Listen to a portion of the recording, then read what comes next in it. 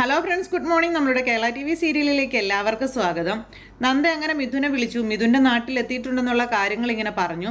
അങ്ങനെ കാണണമെന്നുള്ള കാര്യം മിഥുനോട് നന്ദ പറഞ്ഞതിനനുസരിച്ച് രണ്ടുപേരും കൂടി കാണാൻ തീരുമാനിച്ച് അങ്ങനെ ഒരിടത്ത് കണ്ടുമുട്ടി. അങ്ങനെ കണ്ടുമുട്ടിയ സമയത്ത് ആ ഒരു വലിയ ശിവാജി എന്ന് പറയുന്ന ആ ഗുണ്ടയെക്കുറിച്ചുള്ള കാര്യങ്ങൾ ഇങ്ങനെ സംസാരിച്ചു. അപ്പം താൻ വിചാരിക്കുന്നത് പോലെ ഒരു നിസാരക്കാരനല്ല ശിവാജി എന്നും അയാളുമായി ഉടക്കേണ്ടതായ ഒരു കാര്യം ഉണ്ടായിരുന്നില്ലെന്നുള്ള കാര്യങ്ങളൊക്കെ ഇങ്ങനെ പറഞ്ഞു. അയാൾ മഹാപെശകാണെന്നും അയാൾ മഹാപ്രശ്നക്കാരനാണെന്നും അയാൾ ചെയ്ത ഒരു വലിയ ക്രൂരതയുടെ കഥയും ഒക്കെ ഇങ്ങനെ പറഞ്ഞു. അപ്പോൾ അതൊക്കെ കേട്ട് നന്ദ ഇങ്ങനെ അമ്പരപ്പോട് കൂടി ഇങ്ങനെ നിൽക്കുക. അപ്പോൾ ഈ ഒരു കാര്യം ഈ ഒരു നാട്ടിൽ ആരും അങ്ങനെ എന്തുകൊണ്ട് അയാൾക്ക് മുന്നിൽ ഇങ്ങനെ പ്രതികരിക്കുന്നില്ല, പക്ഷേ ഈ പെൺകുട്ടി മാത്രം പ്രതികരിച്ചു, അങ്ങനെയുള്ള കാര്യങ്ങളൊക്കെ ഇങ്ങനെ പറയണു. എനിക്ക് ആ പെൺകുട്ടിയെ കുറിച്ച് അറിയണം, അങ്ങനെ ആ ഒരു ധൈര്യം കാണിച്ച പെൺകുട്ടി ആരാ, എവിടെയാ അവളുടെ വീട് തുടങ്ങിയ കാര്യങ്ങളൊക്കെ ഇങ്ങനെ ചോദിക്കുക നമ്മുടെ നന്ദ. അപ്പം അങ്ങനെ നന്ദി ആ പെൺകുട്ടിയെക്കുറിച്ചുള്ള കാര്യങ്ങളൊക്കെ ചോദിച്ചു കഴിഞ്ഞപ്പോഴേക്കും, ഞാൻ നിന്നോട് അന്ന് പറഞ്ഞിരുന്നില്ലേ നിൻ്റെ അച്ഛൻ ഇടയ്ക്കിടയ്ക്ക് ഇവിടെ വരുമ്പോൾ ഒരു വീട്ടിൽ പോകുമായിരുന്നെന്ന്? പറഞ്ഞിരുന്നു. ആ വീട്ടിലെ കുട്ടിയാണ് അവളെന്നുള്ള കാര്യങ്ങൾ ഇങ്ങനെ പറയാം. ആ വീട്ടിലാണ് അവർ താമസിക്കുന്നതെന്നും. അപ്പോൾ എപ്പോൾ വന്നാലും അച്ഛൻ അവിടെ വന്ന് കുറച്ച് ദിവസങ്ങൾ താമസിച്ചതിന് ശേഷം മാത്രമേ അങ്ങ് പോരാറുള്ളൂ എന്നുള്ള കാര്യങ്ങളൊക്കെ മിഥുൻ ഇങ്ങനെ പറയാം. അപ്പം മിഥുൻ അങ്ങനെ ഓരോ കാര്യങ്ങളൊക്കെ പറഞ്ഞു കഴിഞ്ഞപ്പോഴത്തേക്കും ആ ഒരു ഇത്, അപ്പോൾ എനിക്ക് ആ വീടൊന്ന് കാണണം, എനിക്ക് ആ വീട്ടിലേക്കൊന്ന് പോകണം എന്നുള്ള കാര്യങ്ങൾ ഇങ്ങനെ നമ്മുടെ നന്ദ ഇങ്ങനെ മിഥുനോട് പറഞ്ഞപ്പം, അയ്യോ ഒരിക്കലും അങ്ങോട്ടേക്ക് പോകാൻ ഒരിതുമില്ല. കാരണം ഇന്ദീവരം തറവാട്ടിൽ നിന്നും ആ കുടുംബത്തിലേക്ക് ആരെങ്കിലും ചെന്ന് കയറി എന്ന് അറിഞ്ഞു കഴിഞ്ഞാൽ പിന്നെ ഉണ്ടാകാൻ പോകുന്ന ഭൂകമ്പം അല്ലെങ്കിൽ ഭൂമികുലുക്കമാണോ എന്താ ഉണ്ടാകാൻ പോകുന്നതെന്നൊന്നും പറയാൻ പറ്റത്തില്ല. അത്രത്തോളം അത് പ്രശ്നകരമായി മാറും എന്നുള്ള കാര്യങ്ങൾ ഇങ്ങനെ പറയുവാണ് ഈ പുള്ളിക്കാരി നമ്മുടെ നന്ദയോട് ഈ മിഥുൻ. അപ്പോൾ ആ പുള്ളിക്കാരിയെക്കുറിച്ചും ആ പിള്ളേരെക്കുറിച്ചും ഒക്കെ ഇങ്ങനെ അറിയാനുള്ള ഒരു ആകാംക്ഷ, എന്ത് സംഭവിച്ചാലും അവരുടെ വീട്ടിൽ പോകുമെന്ന് തന്നെ നന്ദ മിഥുനോട് പറയാം. അപ്പോൾ എനിക്കതൊന്നും നീ പറഞ്ഞതാ, ഞാൻ ഇന്ദീവരം തറവാട്ടിൽ ആരുമാണെന്ന് പറഞ്ഞു പോകില്ല, ഞാൻ അവിടുത്തെ ആളാണെന്ന് ഞാൻ പറയുകയില്ല, പക്ഷേ എനിക്ക് ആ വീട്ടിൽ പോകണം, എനിക്ക് ആ വീട്ടിൽ പോയേ പറ്റൂ എന്ന് നന്ദ തറപ്പിച്ചു പറയണം. അപ്പം നന്ദ തർപ്പിച്ചത് പറഞ്ഞു കഴിഞ്ഞപ്പോഴത്തേക്കും മിഥുന് യാതൊരു നിവൃത്തിയില്ലാതെ മിഥുൻ മാക്സിമം നന്ദയെ പിന്നോട്ട് വലിച്ചു. പക്ഷെ നന്ദയ്ക്ക് അവിടെ പോയേ പറ്റുള്ളൂ, എനിക്ക് അവരെ കണ്ടേ പറ്റുള്ളൂ എന്ന് നന്ദ തറപ്പിച്ചു പറയുന്നു. അങ്ങനെ നന്ദ എന്നിട്ട് നിർബന്ധിച്ച് അങ്ങോട്ടേക്ക് പോകാനായിട്ട് തുടങ്ങണം. നന്ദ അങ്ങ് പോകുന്നു. ഈ സമയത്ത് ഈ കാര്യങ്ങളെല്ലാം മിഥുൻ പറഞ്ഞു കൊടുത്തു. പിന്നെ ഞാനാണ് നിന്നെ പറഞ്ഞു വിട്ടതെന്ന് നീ ആരോടും പറയരുതെന്നുള്ള കാര്യങ്ങളും കൂടി മിഥുൻ പറഞ്ഞു വിടുക. കാരണം മിഥുന് ചെറിയ പേടിയും കാര്യങ്ങളൊക്കെ ഉണ്ട്. അപ്പം നീയാണ് എന്നെ പറഞ്ഞു വിട്ടത്, ഞാൻ ആരോടും പറയാൻ പോകുന്നില്ല, നീ ധൈര്യമായിട്ടിരുന്നോളാനൊക്കെ പറഞ്ഞ് നമ്മുടെ നന്ദ അങ്ങനെ അങ്ങ് പോണു. നന്ദ എന്നിട്ട് അവിടെ ചെല്ലുന്നു. ചെന്ന് കഴിഞ്ഞപ്പോഴേക്കും ഒരു സാധാരണ ഒരു കൊച്ചു വീട്, അവിടെ ഒരു ചേച്ചി ഇങ്ങനെ ആടിന് വെള്ളം കൊടുത്തു അങ്ങനെയൊക്കെ ഇങ്ങനെ നിൽക്കുന്ന ഒരു ചേച്ചി. അപ്പോൾ ഈ ചേച്ചിയെ കണ്ടപ്പോൾ ഇവിടെ ആരും ഇല്ലേ എന്ന് നമ്മുടെ നന്ദ ചോദിച്ചു. നന്ദയെ കണ്ടപ്പോഴേക്ക് ഈ ചേച്ചി ചെന്നപ്പോൾ ആരാ എന്താ എന്നൊക്കെ ചോദിച്ചു. അപ്പോൾ നമ്മുടെ നന്ദ മോൾ എവിടെയാണെന്നൊക്കെ ചോദിച്ചു. അപ്പോൾ മോള് ഇവിടെ ഉണ്ട്, അവൾ പേടിച്ച് വിറച്ചിരിക്കുകയാണെന്നുള്ള കാര്യമൊക്കെ പറഞ്ഞു. ഞാനാണ് ആ ശിവാജിയിൽ നിന്ന് മോളെ രക്ഷിച്ച് വിട്ടത്, ആ ഒരു കാര്യങ്ങളൊക്കെ ഇങ്ങനെ പറയാം. അപ്പോൾ അത് കേട്ട് കഴിഞ്ഞപ്പോൾ ആ ചേച്ചിക്ക് ഭയങ്കര സന്തോഷമായി, ഭയങ്കര സ്നേഹമായി നന്ദയോട്. അപ്പോൾ ഈ ശിവാജിക്കെതിരെ എന്തിനാണ് മോള് അങ്ങനെ പറയാൻ പോയത്, ആ കുട്ടിയെ ഇതിൽ നിന്ന് പിന്തിരിയുന്നതല്ലേ നല്ലതെന്നുള്ള കാര്യങ്ങൾ ഇങ്ങനെ അമ്മയോട് നന്ദ ചോദിക്കുക. അപ്പം നന്ദ ചോദിച്ചു കഴിഞ്ഞപ്പോഴേക്കും നന്ദയോട് പുള്ളിക്കാരി പറഞ്ഞത്, ഒരിക്കലും എൻ്റെ മോള് അതിൽ നിന്ന് പിന്തിരിയില്ല. കാരണം ഒരു പിഞ്ചു കുഞ്ഞിനെ പെരുവഴിയിലിട്ട് വലിച്ചു കീറിയ ഒരുത്തനെ വെറുതെ വിടില്ലെന്ന് തന്നെയാണ് എൻ്റെ മോൾ ഇപ്പോഴും പറയുന്നത്. അവനെതിരെ എവിടം വരെ പോകാമോ അവിടം വരെ പോകുമെന്നാണ് എൻ്റെ മോള് പറയുന്നത് തുടങ്ങിയ കാര്യങ്ങളൊക്കെ ആ ചേച്ചി ഇങ്ങനെ പറഞ്ഞു. എനിക്ക് മോളെ ഒന്ന് കാണാൻ കഴിയുമോ എന്നൊക്കെ ചോദിച്ചു. അപ്പോൾ കുട്ടി എവിടെയാ, കുട്ടിയെ എന്തിനാ വന്നത്, അപ്പോൾ എന്തിനാ ഇവിടെ വന്നത് തുടങ്ങിയൊക്കെ ചോദിച്ചു കഴിഞ്ഞപ്പോഴത്തേക്കും ഓരോ കള്ളങ്ങളൊക്കെ പറഞ്ഞ് നമ്മുടെ നന്ദ ഇങ്ങനെ പിടിച്ച് നിൽക്കുക.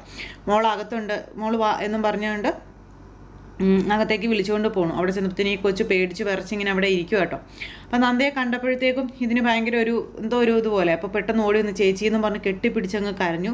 അങ്ങനെ കെട്ടിപ്പിടിച്ച് കരഞ്ഞുകൊണ്ട് അങ്ങനെ ഇരിക്കുന്ന സമയത്ത് മോളെന്തിനാ ടെൻഷനാകുന്നത്, നന്മയ്ക്ക് വേണ്ടിയല്ലേ മോള് നിന്നത്, സത്യത്തിൻ്റെ ഭാഗത്ത് നിൽക്കുന്നത് കൊണ്ട് കുറച്ചൊക്കെ പ്രതിസന്ധികൾ നേരിടേണ്ടി വരുമെന്നൊക്കെ പറഞ്ഞ് ഇവരിങ്ങനെ സംസാരിച്ചുകൊണ്ടൊക്കെ ഇരിക്കുന്നു. അങ്ങനെ ആ ഒരു കൊച്ചിനെ പറഞ്ഞ് സമാധാനിപ്പിച്ച് നമ്മുടെ നന്ദ ഇങ്ങനെ അതിനെ ഒന്ന് പോസിറ്റീവാക്കി എടുക്കുക.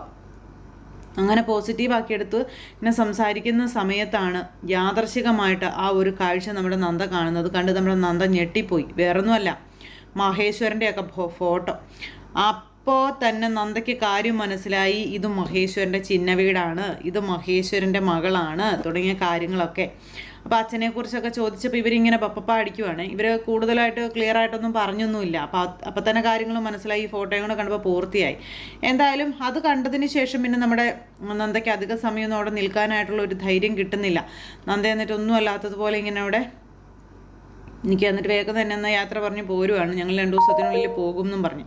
അപ്പം നന്ദ അവിടെ നിന്ന് ഇറങ്ങി. ഈ സമയത്ത് പിങ്കി ആണെന്നുണ്ടെങ്കിൽ ഇങ്ങനെ നന്ദയ്ക്കിട്ട് പണി കൊടുക്കാനുള്ള പരിശ്രമങ്ങളും കാര്യങ്ങളും ഇങ്ങനെ നടത്തിക്കൊണ്ടിരിക്കുക. അപ്പോൾ നന്ദ അയാളുമായിട്ട് വഴക്കുണ്ടാക്കുന്നതിൻ്റെ വീഡിയോ മൊബൈലിൽ പകർത്തിയിട്ടുണ്ടായിരുന്നില്ല. ഇതും കയ്യിൽ പിടിച്ച് ഇതും കണ്ടുകൊണ്ട് നിന്ന് നന്ദയെ തകർക്കാൻ, ഈ ഒരു അവസരത്തിൽ നന്ദയെ തകർക്കാൻ അല്ലെങ്കിൽ നന്ദയെ ഇല്ലാതാക്കാൻ കിട്ടുന്ന ഒരു ചാൻസ് ആണെന്നുള്ള ആ ഒരു ഇതിൽ പിങ്കി എന്തൊക്കെയോ ക്രൂരതകൾ അവിടെ നിന്ന് ഇങ്ങനെ ചിന്തിക്കുക.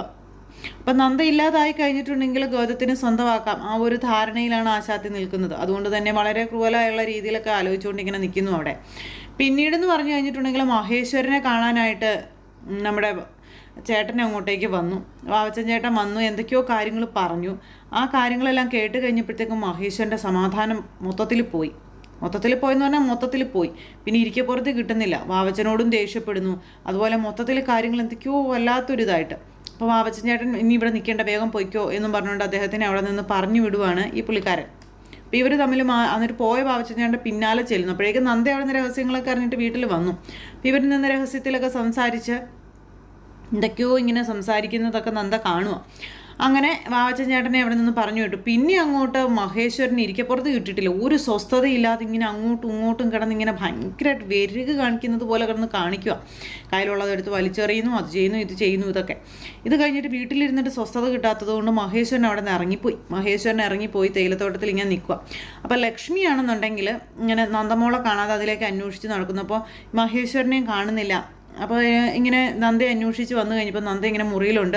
നന്ദ എന്നിട്ടൊന്നും അല്ലാത്തതുപോലെ ഇങ്ങനെ കിടക്കുക കേട്ടോ. അപ്പം മഹേശ്വരനെ തേടി പോകാനായിട്ട് ലക്ഷ്മി നന്ദമോളെ വിളിക്കാനായിട്ട് പോയതാണ്. അപ്പോൾ ഈ അമ്മയുടെ ശബ്ദം കേട്ടുകൊണ്ട് വേഗം തന്നെ നന്ദ ചാടി കട്ടിലേക്ക് കയറി കിടന്നിട്ട് ഇങ്ങനെ പുതച്ചു മുടി കിടക്കുക, പനിയുള്ളതുപോലെ.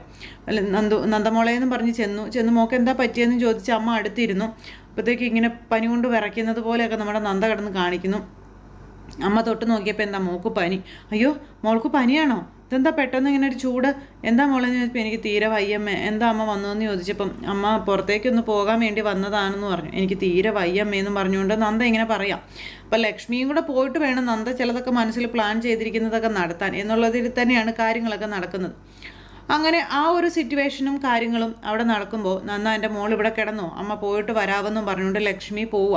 ലക്ഷ്മി ഇയാളെ തപ്പി പോകുന്ന സമയത്ത് നന്ദയ്ക്ക് സമാധാനമായി. നന്ദ എന്നിട്ട് ഇങ്ങനെ ലക്ഷ്മി പോകുന്നുണ്ടോ എന്ന് നോക്കി ഇങ്ങനെ അവിടെ തന്നെ ഇങ്ങനെ കിടക്കുന്നു. കുറച്ച് കഴിഞ്ഞപ്പോഴത്തേക്ക് നമ്മുടെ നന്ദ അവിടെ നിന്ന് എഴുന്നേറ്റ് നന്ദയുടെ ഡ്യൂട്ടി ആരംഭിക്കാനായിട്ട്. പിന്നെയാണെന്നുണ്ടെങ്കിൽ ഈ തേയിലത്തോട്ടത്തിൽ പോയി സമാധാനവും സ്വസ്ഥതയും ഇല്ലാണ്ട് ഒരുമാതിരി കാട്ടാള സ്വഭാവത്തിൽ നിൽക്കുന്ന ഇയാൾക്കരികിലേക്ക് നമ്മുടെ ലക്ഷ്മി ചെന്നിട്ട് മഹേശ്വരേട്ടാ എന്താ ഇവിടെ വന്ന് ഇങ്ങനെ നിൽക്കുന്നതെന്ന് ചോദിച്ചു. നീ എന്തിനാ എൻ്റെ പിന്നാലെ വന്നത്? നിനക്ക് അവിടെ എങ്ങാനും ഇരുന്നാൽ പോരായിരുന്നോ എന്ന് ചോദിച്ചുകൊണ്ട് ലക്ഷ്മിയോട് ദേഷ്യപ്പെടുക. നിങ്ങൾ എന്തിനാ ഈ ദേഷ്യപ്പെടുന്നേ? ഇവിടെ വന്നപ്പോൾ തൊട്ട് നിങ്ങളുടെ സ്വഭാവത്തിലെ മാറ്റം ഞാൻ ശ്രദ്ധിക്കുന്നുണ്ട്. എന്താ നിങ്ങളുടെ പ്രശ്നം? നിങ്ങൾ ഇങ്ങനെ കിടന്നൊക്കെ കാണിച്ചു കഴിഞ്ഞിട്ടുണ്ടെങ്കിൽ ബാക്കിയുള്ളവർ തെറ്റിദ്ധരിക്കില്ലേന്ന് ചോദിച്ചു. എന്ത് തെറ്റിദ്ധരിക്കാൻ? ഞാനതിനെന്താ ചെയ്തത്? നിങ്ങളൊന്നും ചെയ്തിട്ടുണ്ടെന്ന് ഞാൻ പറഞ്ഞില്ല. പക്ഷേ എന്തിനോടും ഇങ്ങനെ ദേഷ്യവും അല്ലെങ്കിൽ എന്തിനേയും കാണുമ്പോൾ ഉള്ളൊരു പേടിയും ഇങ്ങനെയൊക്കെയുള്ള കാര്യങ്ങളൊക്കെ കണ്ടു കഴിയുമ്പോൾ എന്തോ കള്ളത്തരം ചെയ്തിട്ടാണ് അല്ലെങ്കിൽ എന്തെങ്കിലും തിരിമറി ചെയ്തിട്ടാണ് നിങ്ങളിങ്ങനെ പേടിക്കുന്നത്, നിങ്ങളിങ്ങനെയൊക്കെ കാണിക്കുന്നതെന്ന് കുടുംബത്തിലുള്ളവർ തെറ്റിദ്ധരിക്കില്ലേന്ന് ചോദിച്ചു. അതാ ഞാൻ പറഞ്ഞത്, എല്ലാവരുടെയും മുന്നിൽ ഇങ്ങനെയൊന്നും കാണിക്കരുതെന്ന്. എന്തിനാ എല്ലാത്തിൽ നിന്ന് ഇങ്ങനെ ഒളിച്ചോടുന്നത്? എന്തിനാ ഇങ്ങനെ മറ്റുള്ളവരെ ഫേസ് ചെയ്യാനായിട്ട് മടിക്കുന്നത്? തുടങ്ങിയ കാര്യങ്ങളൊക്കെ ലക്ഷ്മി ഇങ്ങനെ ചോദിക്കുക. അപ്പോൾ ലക്ഷ്മി ഇതൊക്കെ ചോദിക്കുന്നത് കേട്ടപ്പോൾ ലക്ഷ്മി നീ നിൻ്റെ കാര്യം നോക്ക്, നീ എൻ്റെ കാര്യം നോക്കാനോ അല്ലെങ്കിൽ എന്നെ ഭരിക്കാനോ വരണ്ടെന്ന് പറഞ്ഞു ലക്ഷ്മിയോട് ഭയങ്കരമായിട്ട് ചൂടാകുന്നു. കാരണം ലക്ഷ്മി എന്തെങ്കിലും ചോദിച്ചാൽ അതിനെല്ലാം മറുപടി കൊടുത്തേ പറ്റൂ. ഇതിനുള്ള മറുപടിയൊന്നും ഈ പറയുന്ന ആശാൻ്റെ കയ്യിലില്ല. അതുകൊണ്ട് തന്നെ പുള്ളിക്കാരനൊന്നും പറയാനുമില്ല.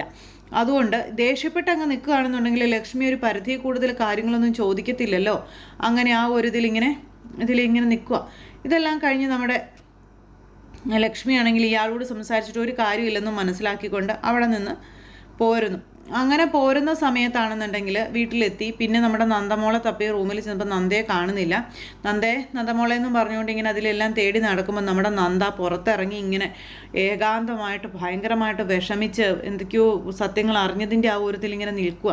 അപ്പം അങ്ങനെ നിൽക്കുന്ന മകൾക്കരികിലേക്ക് ചെന്നു. നന്ദമോളെ, നിന്റെ പനിയൊക്കെ മാറിയോ? നീ എന്താ ഈ ഇരുട്ടത്ത് ഇങ്ങനെ ഇറങ്ങി നിൽക്കുന്നേ എന്ന് ചോദിച്ചുകൊണ്ട് നന്ദയോട് ലക്ഷ്മി ചോദിക്കുന്നു. നന്ദയ്ക്കാണെങ്കിൽ ലക്ഷ്മി അമ്മയെ കണ്ടു കഴിഞ്ഞപ്പോഴത്തേക്കും ഭയങ്കര സങ്കടം. കാരണം ഇത്രയും നല്ലൊരു അമ്മയെ വഞ്ചിക്കുന്ന അയാളെ എന്ത് ചെയ്യണമെന്ന് പോലും നന്ദയ്ക്ക് അറിയാത്തൊരവസ്ഥ. അപ്പോൾ അങ്ങനെയൊക്കെയുള്ളൊരു സിറ്റുവേഷനും കാര്യങ്ങളൊക്കെ കൂട്ടിയിണക്കിക്കൊണ്ടാണ് ഇന്നത്തെ നമ്മുടെ സൂപ്പർ ഹിറ്റ് കഥ വന്നിട്ടുള്ളത്. അപ്പോൾ എല്ലാവരും കാണണം, ആരും തന്നെ മിസ് ചെയ്ത് കളയരുത്. എല്ലാവർക്കും നല്ലൊരു ദിവസം ആശംസിക്കുകയാണ്. എല്ലാവരുടെയും സപ്പോർട്ടിനും സ്നേഹത്തിനും ഒത്തിരി നന്ദി ഹൃദയത്തിൻ്റെ ഭാഷയിൽ അറിയിക്കുന്നു. അടുത്ത സൂപ്പർ ഹിറ്റ് കഥയുമായി കാണുന്നത് വരെ എല്ലാവർക്കും നന്ദി.